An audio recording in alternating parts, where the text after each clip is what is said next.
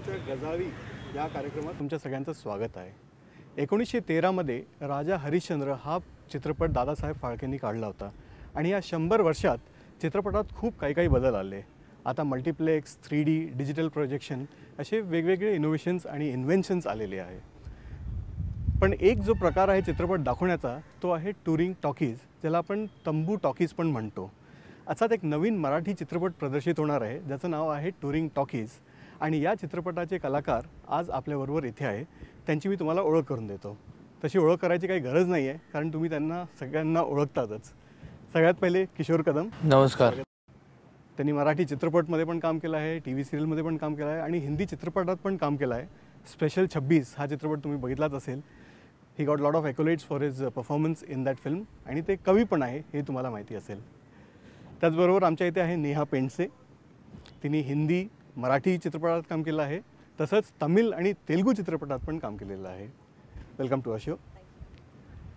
तसंच आपल्याबरोबर इथे मिलिंद शिंदे आहे। त्यांनाही तुम्ही मराठी चित्रपटात आणि मराठी सिरियलमध्ये पण बघितलं असेल। त्यांनी बाबू बँड बाजा या चित्रपटात पण काम केलं होतं, ज्याला 3 राष्ट्रीय पुरस्कार मिळाले होते। And last but not the least, let me introduce you to a fourth guest on today's show, Suhas Sparshikar, who's been acting on stage, in movies, in serials for a very, very long time. And he also did a small cameo in Gandhi. We'll talk about that later on. Welcome to our show.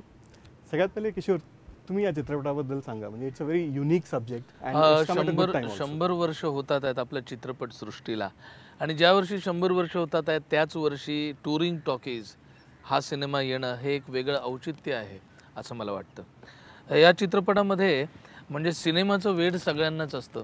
एकदा सिनेमाचं वेड लागलं की माणूस त्याच्यातनं बाहेर सहजासहजी बाहेर पडू शकत नाही।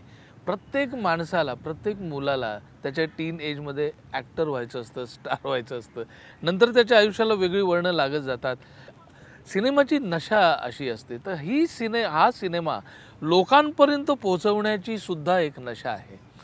तर टूरिंग टॉकीजवाले जे टेंट लावून सिनेमा पोहोचवतात ते याच नशेने आणि या पॅशनने पछाडलेले लोक आहेत असं मला वाटतं। कारण एवढ्या उन्हामध्ये म्हणजे 45 अप्रॉक्सिमेटली डिग्रीमध्ये उन्हामध्ये ते तंबू येऊन लावणं, ती धूळ, ती जत्रा, एवढ्या याच्यामध्ये 5-5 शो चालवून हजारो लोकांपर्यंत सिनेमा पोहोचवणं, मग सिनेमा तो कुठलाही असो। आणि ही अशा एका टेंटचा सिनेमा आहे ज्यांचं जगणं म्हणजे ते टेंट आहे, तो सिनेमा आहे। आणि तो तंबू चालू राहावा म्हणून, लोक सिनेमापर्यंत यावे म्हणून आणि तो टेंट आपला व्हावा म्हणून ते काय काय करतात त्या स्ट्रगलबद्दलची ही कथा आहे। परंतु it is not a very serious movie, it is an entertainment package. त्याच्यामध्ये लोक भरभरून हसतात, भडभडून रडतात, त्यांना एक्साइटमेंट वाटते, त्यांना संपूर्ण आपलं कल्चर कळतं, असं कंप्लीट एक एंटरटेनमेंट पैकेज है टूरिंग टॉकीज। जैसा अपन म्हणतो इसमें एक्शन है, कॉमेडी है, ड्रामा है, रोमांस है, सब कुछ है। नेहा, तू पुष्कळ वेगवेगळे चित्रपट केले आहेत, तमिळ, तेलुगू, हिंदी, मराठी। याचा एक्सपिरियन्स पण थोडा वेगळाच असेल because of the subject. Regional language आहे बघायला गेलं तर मराठी पण रिजनल आहे, साऊथ इंडियन पण रिजनल आहे, पण त्यांच्यामध्ये अजूनही मसाला एलिमेंट खूप जास्त आहे आणि आपण म्हणूया फार कन्व्हिन्सिंग ज्या गोष्टी आपल्याला ऐकण्यात वाटत नाही ते त्यांना सिनेमॅटिक लिबर्टी घेऊन कन्व्हिन्सिंग कसं करू शकतात। हे हॉलिवूड नंतर मला असं कुठेतरी वाटतं की साऊथमध्ये ती कन्व्हिन्सिंग पॉवर आहे। कारण आपण रजनीकांतचे जे काही फाईट सिक्वेन्सेस बघतो ते नाहीच आहे। म्हणजे आपण असं कोणी म्हटलं की कोणी एक पिस्तूल फायर करतं आणि तो कॉईन घेतो आणि ते 2 बुलेटचे तुकडे पडतात, हे आजही मराठीमध्ये किंवा हिंदीमध्ये ॲक्सेप्टेबल नाही आहे। पण साऊथमध्ये इट गोज सो वेल। तर त्यांच्यामध्ये मला वाटतं कन्व्हिन्सिंग पॉवर खूप चांगली आहे, भले ते किती इलॉजिकल असो, पचनशक्तीच्या बाहेर असलं तरीही। पण मला वाटतं कुठेतरी एक विषय म्हणो किंवा एलिमेंट म्हणो, सब्जेक्ट म्हणो, या सगळ्या गोष्टींमध्ये मराठी जितकं एक्सपेरिमेंट करतं, जितके वेगवेगळे गोष्टी आपल्या समोर आणते, तितकं साऊथ नाही करत असं नाही, पण त्या लेवलचं करत नाही। आपल्या भाषेत जी भाषा आपल्याला समजते, जी भाषा आपल्याला विचार न करता बोलता येते, अशा भाषेत काम करण्याची मजा फार वेगळी असते। ते तुम्ही साऊथमध्ये फार मिस करता कारण तुम्ही प्रत्येक वेळी डिपेंडेंट असता तुमच्या प्रॉम्प्टरवरती किंवा तुमच्या लँग्वेज जे तुम्हाला समजावून देतात त्याच्यावरती। तर तिकडची मजा वेगळी आहे आणि इकडची मजा फारच वेगळी आहे। तर असाच एक चित्रपट आपला पण आहे टुरिंग टॉकीज, की माझ्या जनरेशनने किंवा माझ्या अलीकडच्या जनरेशनपर्यंतसुद्धा टुरिंग टॉकीज काहीतरी प्रकार आहे बाबा एवढंच माहिती आहे, ते पण मी इंडस्ट्रीमधली आहे म्हणून. बाकी अदरवाईज माझ्या जनरेशनच्या ज्या इंडस्ट्रीच्या बाहेरचे लोक आहेत त्यांना टुरिंग टॉकीज प्रकार काय आहे हे सुद्धा माहीत नाही आहे. आणि हे खूप मोठं कल्चर आहे आणि खूप काही घडतं. जसं आता किशोर सर पण म्हणाले की इतका झगडा आहे, इतका पॅशन आहे, इतकं सगळं आहे, तर ते कुठेतरी लोकांपर्यंत पोचलं पाहिजे. आणि हा इतका एक दुर्लक्षित ॲस्पेक्ट असल्यामुळे it's on its way to getting extend. It is extend right now. Milind, तुमचं पात्र काय? तुम्ही पुष्कळ आजकाल इतके रोल केले आणि ज्याच्यासाठी तुम्हाला पुष्कळ अवॉर्ड्स वगैरे पण मिळाले, जसं बाबू बँड बाजा. या चित्रपटामध्ये तुमचं काय पात्र आहे? जसं नेहमीप्रमाणे असतोच मी खलनायक. जेव्हा सगळे चांगले पात्र असतात तेव्हा एक जण कोणतरी अडथळा खोडा घालणारा पाहिजेच असतो. तो या सिनेमात मी आहे. सिनेमाची जी नायिका आहे ती काहीतरी करू पाहते, घडू पाहते आणि तिला मध्ये काही ऑब्स्टॅकल्स, काही अडथळे करतो जेणेकरून तिचं काम थोडं अवघड होईल आणि माझाही व्यवसाय चालेल, या प्रकारचं ते पात्र आहे. पण ते नेहमीसारखा तो माल डालूंगा काट डालूंगा असा तो सिरियस टाईपचा विलन नाही, तर तो एक थोडासा फनी टाईपचा एक विलन आहे. आणि तरी पण जरी आपण खलनायक करत असलो तरी त्याचे वेगवेगळे हे परते असतात, की आपण म्हणतो की दरवेळेस तुम्ही सेम गेटअपमध्ये आणि सेम स्टाईलचे संवाद म्हणू शकत नाही.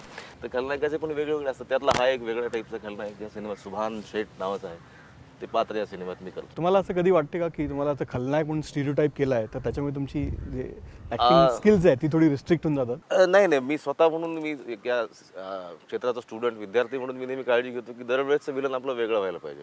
म्हणजे जरी विलन येत असली तरी आपण त्यात आणखी काही वैविध्य दाखवू शकतो, त्याची काळजी आपण नटवून घ्यावी. नाही तर मग तुम्ही म्हणता तसंच लगेच खूप लवकर संपवायला येईल. पण बऱ्याच वेळा असं होतं की मी एकाच वेळेस बाबू बँडबाजा करतो, त्यात मी एकदम सिरियस आणि कणा नसलेला माणूस असतो आणि नंतर लगेच तुमचा असं एक विलन येतो पारदमधला की ज्याच्यामध्ये तुम्ही एकदम स्ट्रॉंगच विलन असतात. नट म्हणून मी फार उपलब्ध येते आपल्याला, एकाच माणसाला, एकाच साईजच्या दिसणाऱ्या माणसाला, एकाच लुकच्या दिसणाऱ्या माणसाला, एकाच वेळेस कणा नसलेला आणि एकाच वेळेस 4-5 कणे असलेला माणूस, अशी भूमिका करायला मिळतात. ही आणखी एक वेगळी त्याची बाजू आहे. पण मी निवडताना काळजी घेतो की जरी विलन आलं तिथला आपण आपली एक त्याला कपडे घालू किंवा आपलं त्याला एक हे देऊ, रूप देऊ आणि त्यात आणखी वैविध्य देण्याचा आपण प्रयत्न करू. सो आता तुम्ही इतके वर्ष काम केलं आहे, रंगमंचावर काम केलं आहे, चित्रपटांमध्ये काम केलं आहे. मी असं पण वाचलं होतं की तुम्ही गांधीमध्ये पण एक छोटासा रोल केला होता. हो, केलं होतं. त्याच्याबद्दल सांगा पहिले सगळ्यात. नाही, गांधीबद्दल रोल केला तो मी तेव्हा बँकेत कामही करत होतो आणि इंटरबँक नाटकातून काम करायचो. इंटरबँक कॉम्पिटिशन्स असायच्या. गांधीचं कास्टिंग सुरू होतं तेव्हा रोहिणीने आमचं एक नाटक बसवलं होतं, तर तिने माझं नाव, ती त्यामध्ये कस्तुरबांचा रोल करायची. तर हिंदू यूथ पाहिजे आहेत आणि स्टेजवरचे पाहिजे आहेत असं तिला विचारलं, तर तिने आमची काही नटांची नावं सांगितली होती. त्यात मीही होतो, मी, विनय आपटे, असे सगळे आम्ही तिकडे. तर तो अशा पद्धतीने आम्हाला तो हिंदू यूथ त्यातला करण्यामध्ये. तुमचा कॅरेक्टर काय त्या चित्रपटामध्ये? माझं कॅरेक्टर, मी असं म्हणजे कॅरेक्टर सांगून उपयोग नाही, सांगू नये असं वाटतं मला. का तर बघा, यात सगळ्यांचे, म्हणजे मी एक म्हणू शकतो, you cannot single out anybody's performance in this film as far as touring talkies is concern. म्हणजे तो रोल लहान असला तरी तुम्ही तो नाकारू नाही शकत, असे इतके छान रोल आहेत त्यात. त्यात माझं एक मस्त कॅरेक्टर आहे, एवढंच सांगतो मी तुम्हाला. मी सांगणार नाही मी कुठला रोल करतो आहे, प्लीज. ठीक आहे, आम्ही तो बघूया. किशोर, आता तुम्ही हिंदी चित्रपट पण केले, मेन स्ट्रीम स्पेशल 26 सारखा मेन स्ट्रीम चित्रपट केला. रिजनल सिनेमा आणि एक मेन स्ट्रीम हिंदी चित्रपट करण्यात काय असा मोठा फरक असतो ॲज अन ॲक्टर? बजेटचा फरक असतो. हिंदी सिनेमाचं बजेट खूप असतं आणि हिंदी सिनेमा बघणाऱ्या देशामध्ये संपूर्ण लोक हिंदी, मग तो कुठल्याही जातीचा असो, कुठल्याही रिजनचा असो, कुठल्याही स्टेटचा असो, माणूस हिंदी सिनेमा बघतो.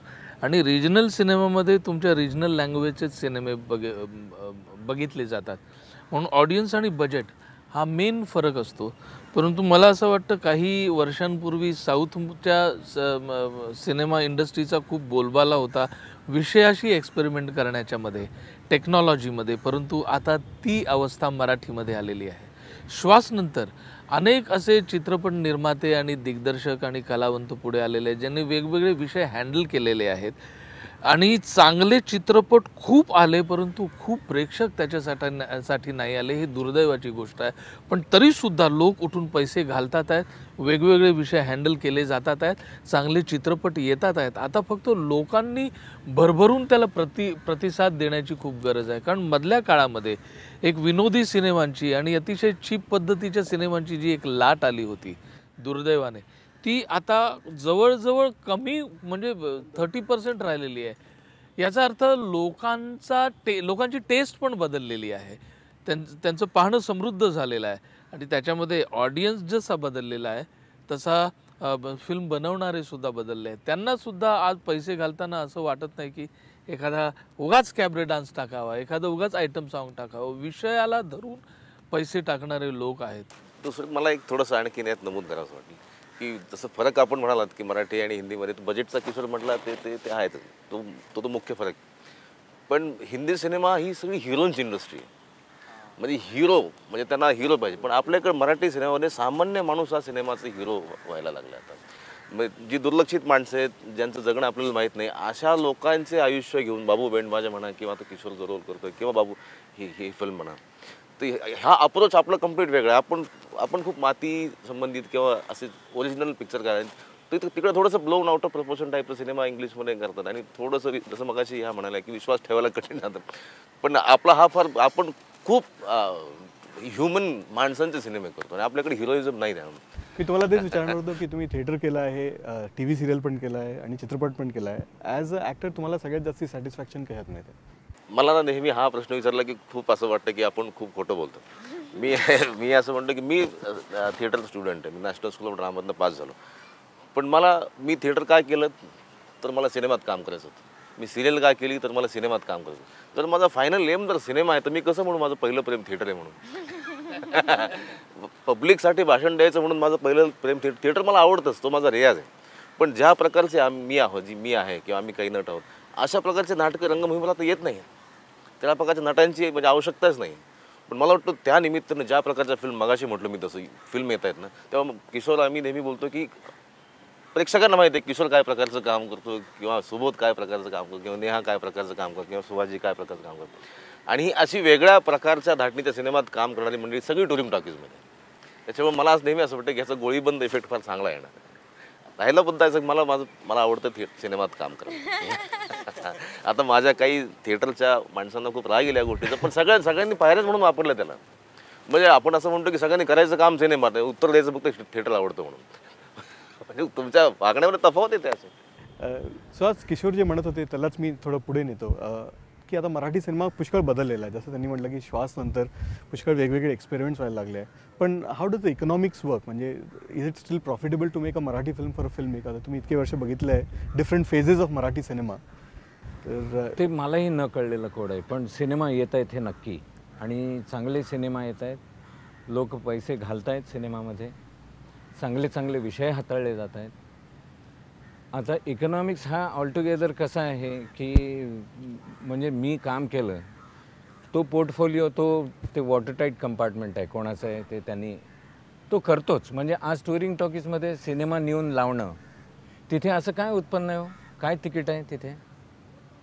मल्टिप्लेक्सचं तर तिकीट नाही, पण तिथे सिनेमा चालतो, तिथे सिनेमा चांगला चालला, तिथे चांगलं उत्पन्न झालं, असे सुद्धा रिपोर्ट्स येतात आम्हाला. म्हणजे हे चांगलं आहे. म्हणजे त्याच्यावर आम्हाला काहीच सांगता येत नाही की त्यांचं इकॉनॉमिक्स आपण कसं हे करावं. सिनेमा जेव्हा माणूस चालवतो थोडं या सिनेमाला उत्पन्न कमी झालं, पण दुसऱ्या सिनेमा हाच माणूस दुसरा सिनेमा करतो आहे. मागच्या वेळेला बुडला होता, पण तो करतो आहे साहेब. का? तर त्याला कुठेतरी इकॉनॉमिक्स कळलेलं असणार, त्याच्याशिवाय तो येणार नाही. नेहा तुम्ही मला असं वाटतं की आजही एक मराठी प्रोड्युसर किंवा फायनान्सर जेव्हा फिल्म करतो तेव्हा मी असं नाही म्हणणार की खूप फायदा होतो, पण खूप नुकसान होतं असंही खूप ठिकाणी होत नाही. कुठेतरी ब्रेक इवन होतं. आणि मेजरली जे मराठी फिल्म्स होतात मला वाटतं अजूनही आउट ऑफ पॅशन होतात. तर कुठेतरी एक ब्रेक इवन आपल्याला सांभाळता येईल इतकी आपण काळजी ठेवतो. आणि मेजर पोर्शन हा एक असं मला वाटतं की out of passion, because Marathi cinema हा नवीन प्रोड्युसर्स करता अजूनही कुठेतरी काय म्हणतो आपण एक्सपेरिमेंट करण्यासारखा आहे. तो कुठेही उठून हिंदी फिल्म नाही करू शकत.